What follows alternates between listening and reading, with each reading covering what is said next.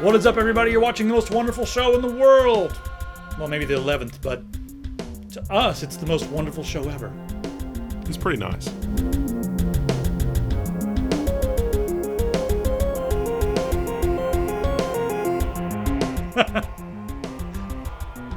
All right, now first off, guys, you guys are awesome. It took us like 4 years to get to 10,000 subscribers on YouTube, and in the last 4 days, we've gotten from 10 to 15,000. So you guys are awesome. Thanks for sharing. Thanks for throwing stuff on all the social networks. Thanks for sharing stuff on Twitter and on Reddit. That's really, really helped us out. And if I'm going to do this full time, that's exactly what we need, because I'm starving here. To all the new people, please keep your shoes off the coffee table. Thanks. Yes. Yeah, you know what? We were just noticing. I was talking to Little Viking. There's so many new people on the side, and they all seem like very willing to contribute and very intelligent. There's not a lot of trolling. There's not a lot of name calling. Here and there's a few like, hey man, I'm right, so suck it. That'll go away, I'm sure. We definitely invited a lot of trolling on the previous video. Yeah, but it wasn't that bad. Yeah, it wasn't that bad. I also want to mention something else. I did put a chip in on the website, so if you look on the right-hand side of Tech Syndicate, just beneath the advertisement, there is a thing that says Help Support Tech Syndicate, and it says that we're trying to raise $10,000 until December. Anything you guys donate, we get that money, and we're going to use that to improve the website. We're going to do some Ajax comments for you guys and make everything function better. Let us know what features you want. Always let us know what features, because we're working on it ourselves. We don't have a company working on it. So also, we really need to be reviewing more hardware on the channel. That would be great for us. So here's what I'm going to do. If you guys really want to see us review more hardware, give to the chip in. We will use that money to improve the website, number one. Number two, we will buy the craziest hardware, like whatever's brand new. And after we're finished with it, we'll give it away to the audience. And that's what we've been doing with like the Asus stuff and the LGA 2011 stuff and the video card stuff and the how to build a PC stuff. Yeah, most of the stuff that you see here, we've purchased ourselves. Yeah. Windows purchased most of it. I purchased a few things around here, but a lot of the stuff, a few things have been sent by companies saying, hey, check this out. But most of the stuff here we purchased ourselves, and we've talked about it. So help us out. We'll be able to do more hardware reviews, and we'll turn the favor and send that stuff back to you guys. You know, we won't keep it. We just want to review the stuff, get the hits, and share everything with you guys. So yeah, most likely if it's not pressed into service for Tech Syndicate, it will be given away in a contest or whatever. I want to read one thing. Now, guys, I put the chipped in thing on the site, and like 20 minutes later, we already had our first donation. I'm not going to give out the guy's name because I want to respect his privacy, but I do want to read what he said here, because it's the first donation to Tech Syndicate. So here's what he said. Great work on the site, content, and all the videos that you guys have done. I really wish you all the best, and gave you my thanks for rekindling my interest in building my own PCs like I used to. It's exactly what we want to hear. We're here to help you guys rekindle that old flame, you know. So snuggle up and get a blanket and a popsicle and watch the rest of this video. There's all kind of science going on around here. So we're landing on Mars. That happened. And NASA has all kinds of other things going on. And then there's all kinds of noise going on about teleportation. But it's not actually teleportation. So a team in China has figured out has actually performed a quantum entanglement over a span of 97 kilometers across a lake. That is ridiculous. Now, here's the way quantum entanglement works. Now, with teleportation, the thing is here, disappears, of course, and it's here. Very Star Trek, very sci-fi. They have done that with some small particles over very, very short distances, like maybe a couple feet at most. Yeah, like across the lab. Yeah. But they've never done it over 97 miles, and that is not exactly what happened here. What happened here is quantum entanglement, meaning that they shot a light into a quartz crystal, and that created two photons, and these photons were quantumly entangled, and then they put one photon on the other side of the lake. They transported it by standard means, meaning they had a direct line of sight, and they transported this photon across the lake. So that's pretty cool to take one photon and send it to the other side of the lake, because usually over that span you will lose.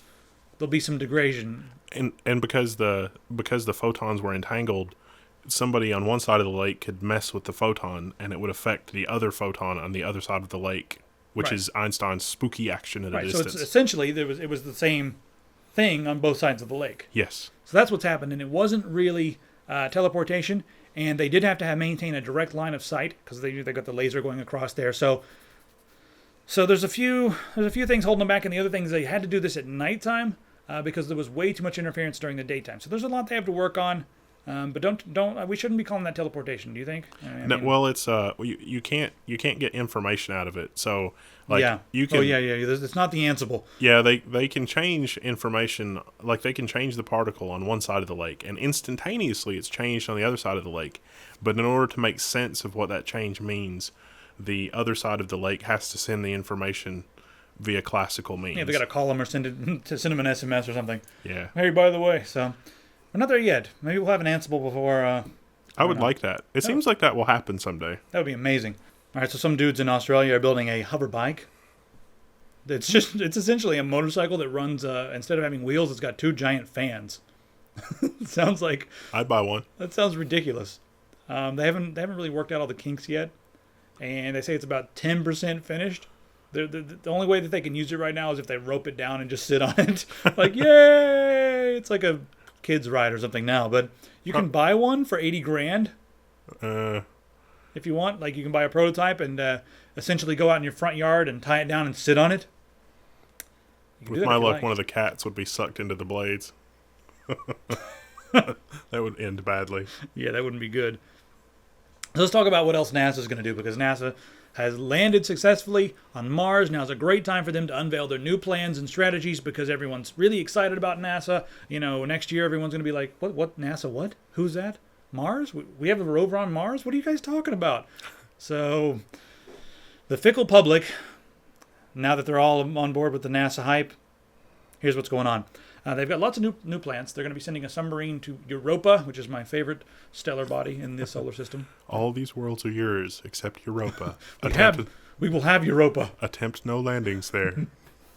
Well, we're going to have Europa. They're going to put the submarine on Europa. They're also going to build like a glider or something that's going to essentially parasail or sail across Venus riding upon the electromagnetic waves. Yeah, it's electromagnetic currents, or it's supposed to be like the magnetic field there is so strong we can send a probe there and just have it float in the magnetic field or something. It's pretty crazy. Yeah, it's pretty awesome. And they got a number of other things going on, but I'll give you guys the article so you can look at it yourselves at your own convenience. Let's talk about copyright and ebooks. There's a company called LendLink, and LendLink allows users to legally share or allow their friends to borrow books. LendLink is a user community mainly for people that have devices that have a built-in sharing capability. Most people don't realize it, but your Nook and your Kindle and some other devices have a lend a book to a friend functionality, where you can actually send a book from your device to a friend's device. It disables it on your device and enables it on their device, and then they can read it and send it back to you. And so LendLink was a community. And you have a limited period of time that you can read this, and then it automatically goes back. Yep. You can't just indefinitely swap and whatnot. Yeah, and so LendLink was a community where people could get together and share their enthusiasm for books and and to make it easier to find people. It's like, I want this book. Will anybody lend it to me? Or, that kind of thing. Copyright owners did not like this. Well, the copyright owners, not only did they not like this, but a bunch of authors were like, oh my God, these are pirated. These books are pirated. Yeah. And there's not actually any books there at all. Right. You can't get books there. But they saw the whole way it was working, and people were trading, and of course they looked at it and they had no idea what it was, and they were like, oh my God, people are stealing and pirating our stuff. Yeah. So they complained, and a lot of people complained to the hosting company, and the hosting company shut them down. Yes. So the hosting company did offer to turn them back on, but only if they would deal with all the thousands of complaints. Right. But they had to answer all of the thousands of complaints. And the owner of LendLink basically said, you know what, it's so much trouble that I may as well just leave it turned off. So it's pretty much destroyed it. It was totally a community, and these jackbooted thugs came in and stomped all the flowers and destroyed everything, and then it was like, oh, whoops. But the guy that ran it, jackbooted thugs. Well, is this your sandcastle? Yeah, that's exactly what they did. Yeah, I've worked on it for years.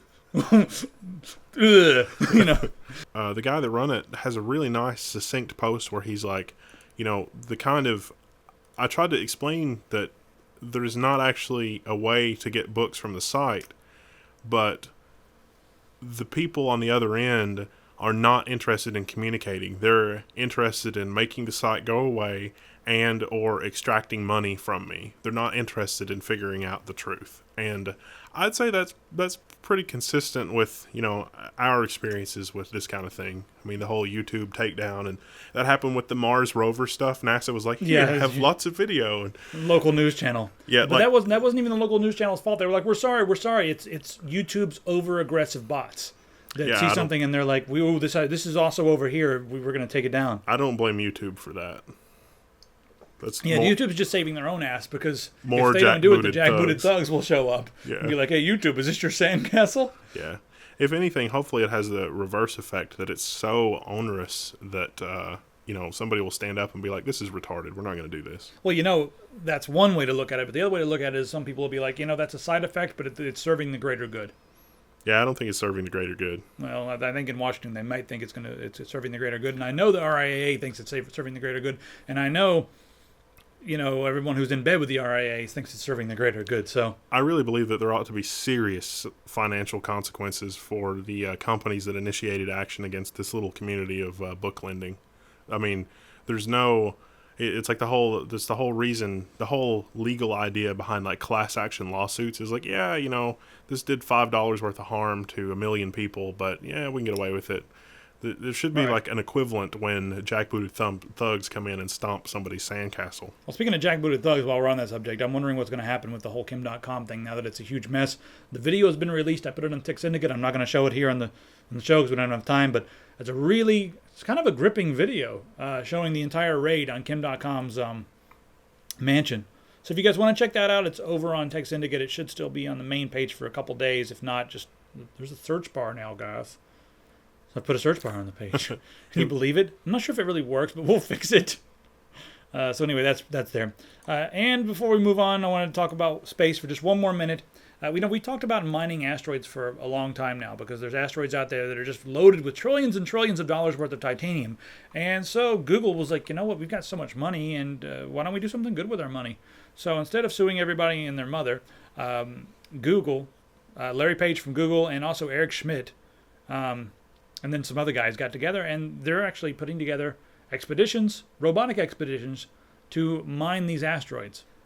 So Google has attracted several billionaires, including Richard Branson, and Richard Branson always seems to be on anything that's cool and anything that's in outer space. He's got SpaceX, of course, and he's done a lot of really cool things with that. So he's going to be working with them right now. They've said they'd love to do an IPO with this in a few years, when it's more mature and there's actually... they've done some groundwork, because they say it's something that the public should be allowed to be involved in, and that's kind of, to me, that's really cool. That's something that I would probably invest in. What do you think? Mining for titanium in outer space? Yeah, totally. I mean, it's going to upset the balance of power here on the Earth. Hey, if the Bilderbergs are listening and, you really need to keep that military-industrial complex going, instead of killing other people, why don't we go to space? It seems like that would be the win-win. We can go to the moon. What if we find something to kill in space? That'd be great. You guys can kill stuff still. We could blow up the moon and then rebuild it. Think of all the money involved there. Yeah, we could totally, start with the moon and then go to the asteroid belt, because there's enough H3 on the moon to power the United States for like the next 500 years. Which pipe it back down here. Yeah, I mean... You know what happens if you stack elephants on end all the way to the moon? They die. Google self-driving cars, 300,000 miles, and they haven't logged a single accident. If Google released this technology and you could get an unmanned, computer-controlled taxi, would you take it? I think I would. I would too, especially if I was in New York, because I know that if I get into one of these, it's not going to be a Jersey driver behind the wheel, and that makes me very happy. That's probably why there's no accidents. Jersey drivers equal accidents. I say that Google's probably also very carefully selected the times and conditions in which the vehicles are being used as well. Right. It's one thing to be a really, really good driver. It's another thing, I mean, if someone... A Mack truck could fall out of the sky. You never know. So it's not all... some of it's left to chance. Helps to be a good driver, and it helps to stay out of New Jersey and Florida, but... Yeah. So dude orders a TV. Dude orders a TV on Amazon through one of Amazon's affiliates. And a large box came to his door, and he starts opening up, and he's like, "What is this? Is this a TV stand?" No, it turns out it was an assault rifle. Oops. How do you order a television and then get an assault rifle that's illegal in Washington, D.C., mind you? Apparently this was some company that just uses Amazon's ordering and fulfillment service. Right. It's one of the affiliates that works with Amazon. Amazon has that really cool thing where if Amazon doesn't carry it, well, you know what? They're not going to stop you from buying from someone else, but you're going to do it through their services, and they're going to take a few pennies, which is really cool. But yeah, it's not exactly from Amazon, so we can't yell that, oh my God, Amazon is sending assault rifles. It wasn't really Amazon that did this. It was Amazon that facilitated the transaction, but there's the dude with the assault rifle. That's pretty ridiculous. Well, you know what's funny? It's probably worth more than the television. Why didn't the guy just like sell it on the black market? You know, like go downtown and just like, can you imagine this guy? He looks like I don't know, a nice chap. I don't know how to categorize him, but can you imagine this guy like driving through the hood and be like, hey, any of you gangsters want an assault rifle? Yeah, I got one in the trunk. What's up? Want to go for a ride? I'll show you the assault rifle. That's what I would have done. I'd have been like cruising through the hood like. Wow. And then you could buy 2 TVs.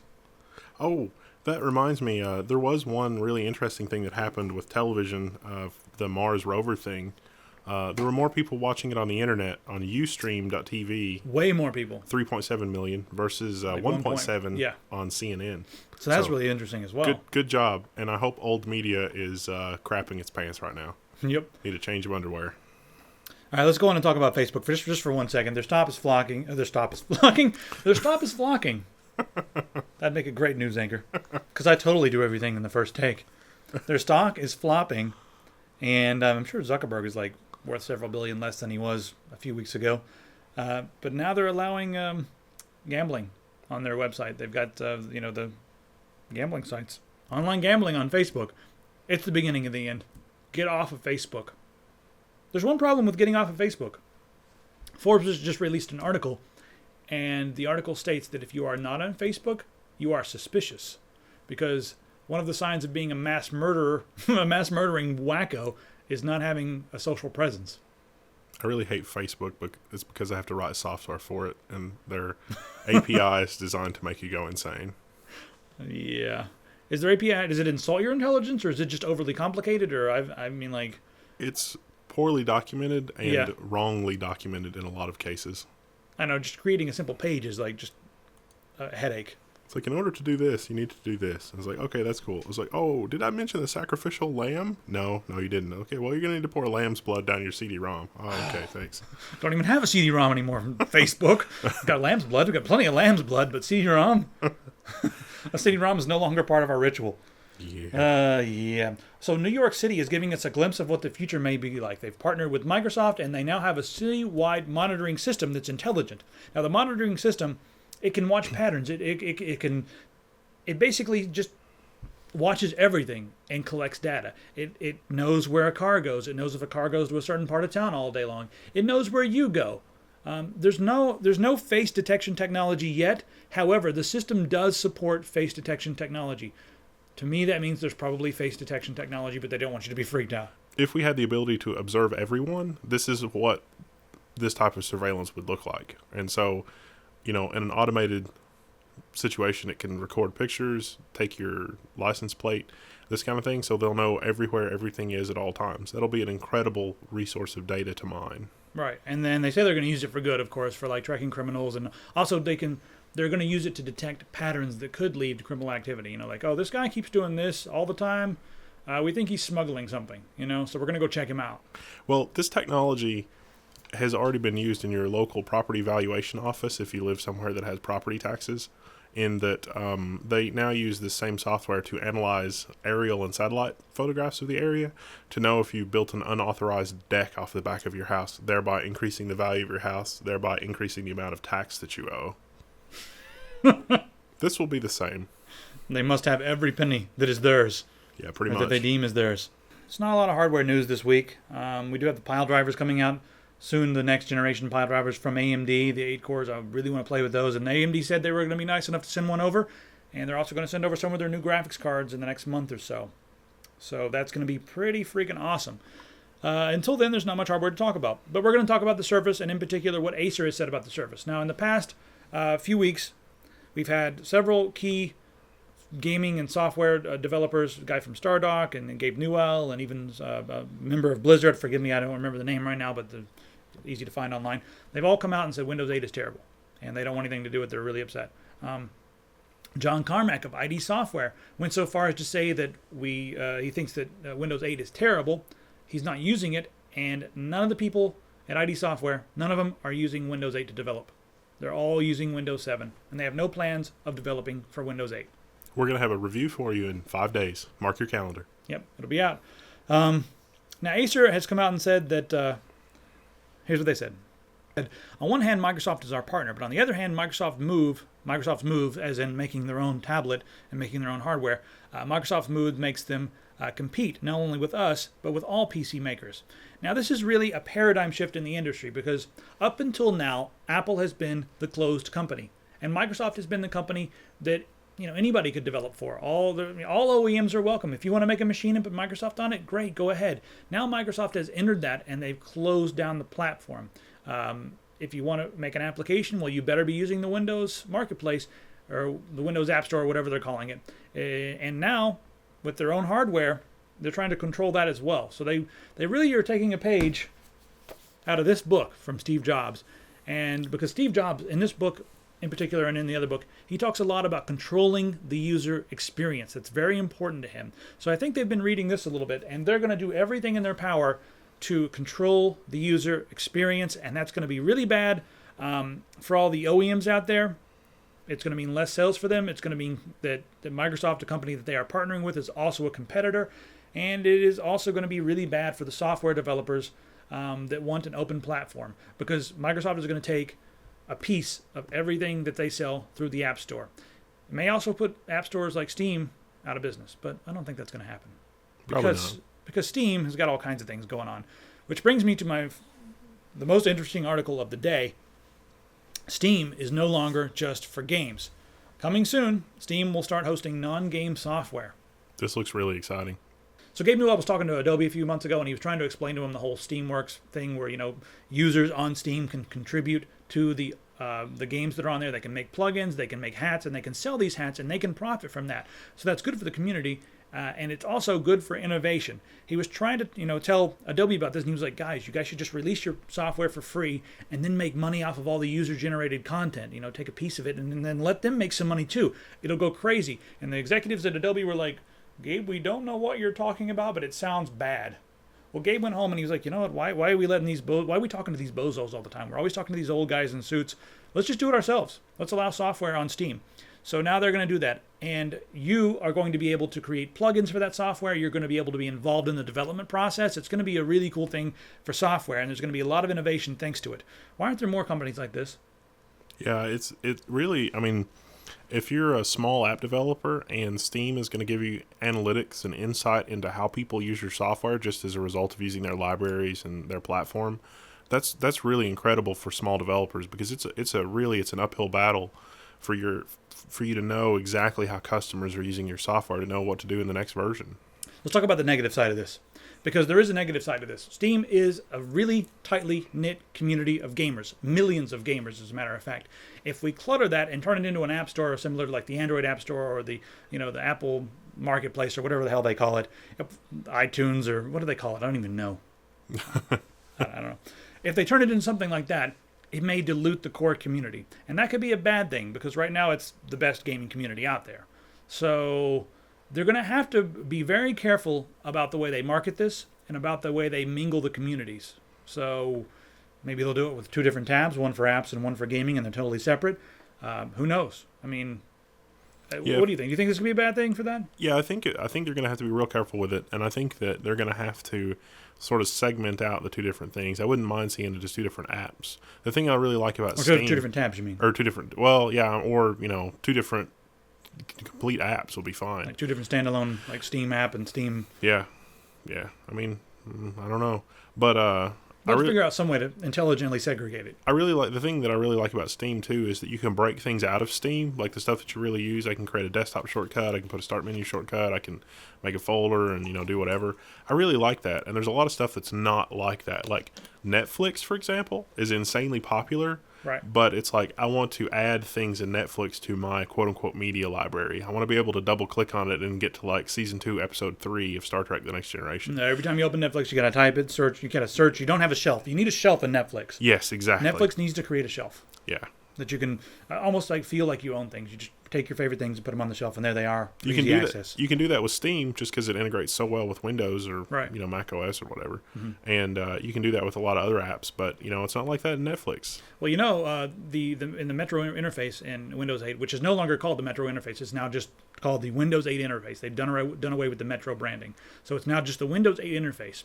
So if you have an app and you install it outside of the Windows App Store or Windows Marketplace, it's not going to show up in the standard Windows 8 interface, which is the Metro interface. It's not going to show up there. You're going to have to always go somewhere else to get to it, but it will not appear there as an icon or anything like that. Only the stuff that you download and install and purchase through the Microsoft Store will be on the accessible on the main page. That's so terrifying that it's very likely blood's going to shoot out of my nose any minute now. Oh man, what's more rumors? You like rumors? Yeah, rumors are good. Samsung or Qualcomm might buy AMD. AMD is like looking pretty delicious right now. They're like at the right price, and they've got a lot going for them. And I mean, there's nothing wrong with AMD other than their stock is low. They're not selling as many x86 processors, but there's a lot of smart guys over there. They've got a lot of good stuff. They just hired the really smart guy from Apple. Yeah. Oh no, was it from Apple? They did. They took someone from Apple as well, but I think they hired someone else as well. The guy that spearheaded the whole Athlon X2 awesomeness is back, and so yeah, I'm really. I think this is going to be really interesting. The FX actually might be amazing again. Yeah, and see, AMD's not really been like we're not after outperforming like the 6-core i7. Right. LGA 2011 thing Intel's got going is like they're not there, but that's a lot more expensive. It's artificially a lot more expensive, but AMD is really doing a lot of stuff with low power and with mobile and with Fusion, and if they get the Fusion thing right, oh man, it's gonna be awesome. What would happen if Samsung or Qualcomm purchased them? There's a lot of people that are worried about the x86 license because that's a very delicate agreement. They have an agreement with Intel that says, if another company acquires one of the two companies, Intel or AMD, the x86 license is null and void for AMD, I believe it is. Yeah. Well, it's also true that if either company litigates, that the other loses rights to. Right. So it's a mutually assured destruction type agreement. It's a really interesting agreement. It's Russia and America in the Cold War. The missile will point this way, and we do not know. Yeah. So, yeah. But terrible accent. But with the backing of a huge company like Samsung, AMD could do some stuff that it otherwise wouldn't be able to do. Samsung has their own fabs as well. Mm-hmm. They got their own fabrication facilities, which is really, really nice. And I wouldn't mind if AMD got into the ARM market. I bet they could do some amazing things. They're a bunch of smart guys over there. But I wouldn't mind seeing their x86 stuff get better as well. And with if someone dumped a bunch of money on them, they could really better compete with Intel's top of the line stuff. Gaming. If you guys are into old school gaming and mods, you should definitely check out GoldenEye Source 4.2. Major, if you're watching this, dude, I'm sorry I have not scheduled a game, but we really need to schedule a GoldenEye Source game night for everyone on Tech Syndicate, because Major is one of the developers. He's a member of Tech Syndicate, and I've been talking to him back and forth, but every time there's a game night, I'm always like traveling or doing something stupid. So, dude, I'm sorry, we have to do this. Like, maybe next Thursday? Let me know. Next Thursday, if you can do this, we'll do a GoldenEye Source. It's version 4.2, just came out. And if you guys at home can do next Thursday for a GoldenEye Source game night, let me know, and we will have an epic game. That would be really awesome. So last up, we are going to talk about Apple for a minute, and we're going to give away the SteelSeries Con mouse right here. And I want to just tell you guys to rest assured we are only going to talk about Apple for a couple of minutes and clear up a few things, and then we're done. We're not going to talk about Apple anymore. We're going to talk about fun PC stuff and gaming, and we're not going to talk about Apple for weeks unless they do something really heinous and crazy and stupid. Hi, Steve. That's Hi, Steve. I just wanted to prove to you guys that I know Steve Jobs. I've read pretty much every book about Steve Jobs. And I read also I read the latest Steve Jobs biography as well. That was extremely interesting. Did you read that yet? Yeah, the one from the right after he died. Yeah, that one. Yeah. That was really interesting. And then of course there's I as well. Even if you hate nonfiction, it's hilarious. Woz is awesome. Woz is hilarious. My favorite chapter I think was the chapter where he was in college and he built like a device like an RF jammer that would jam the frequency of the television. So like everyone that was watching TV, he would stand in the back of the room with this like pin-shaped thing in his pocket and press on the top of it, and it would connect together, and it would scramble the screen. And so everyone would freak out and go over there. And he realized that if he descrambled the screen right when people were in a weird position, they would go back to that weird position to try to figure out why it was working. So the next thing you know, he would have someone like, with a book on their head, standing on one leg and holding the antenna. And that was my favorite part of the whole book. And he said that they were watching the Kentucky Derby, and he was in there, and just as they were on the home stretch, everyone was like leaning forward and yelling and pointing at the screen, and he jammed it just as they went across the line. And he said that's when he realized that pranks could become violent, because someone got up and put a chair through the screen. So for more stories like that, check out iWoz. Yeah, Woz is delightfully eccentric. Steve Jobs didn't really write a book here. This is all just like a collection of things that he said on various topics, like ebook readers and Disney's animated movies and design, and it's alphabetical and it's cute. It's like something that an Apple user would like. I'm sorry, guys. You guys are all cool. I'm cool with everybody. I'm trying to be nice to console people, nice to Apple people, nice to I don't know. So anyway, we wanted to make a quick follow-up to the Apple video that exploded on the internet. It's been everywhere. It's been on The Verge. It's been on websites in the UK. It's been... I don't know. This thing went all over the web. We got 120,000 hits in one day so far, or 1.5 days so far. They're even talking about this on Ars Technica. So Ars Technica and The Verge are talking about it. That's what I wanted to do, is start a conversation.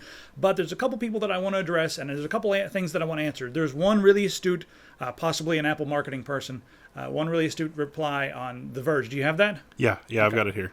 This is from an Ian144. It says, under such rules, nothing influenced by Wozniak with the elimination of the Apple 1 and 2, no other company nor person has invented anything. Invention is the application of engineering to do something. Engineering is based on science, so every single invention requires a whole host of things before it. Nobody ever invents anything out of whole cloth. Yes, that is exactly right. I think we agree with that. Carl Sagan said to first make an apple pie, you must first invent the universe.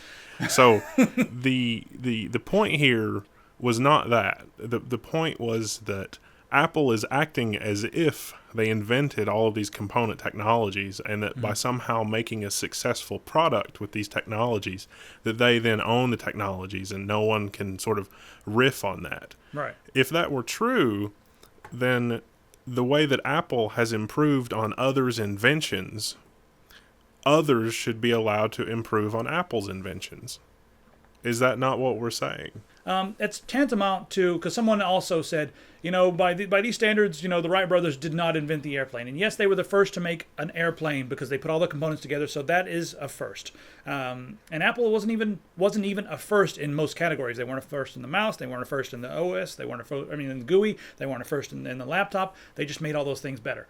Now, what Apple is doing here with all these lawsuits would be tantamount to the Wright brothers building an airplane and then suing the engine manufacturer, the guy who made the engine for the plane, because the engine manufacturer is also working and selling his engines to other people.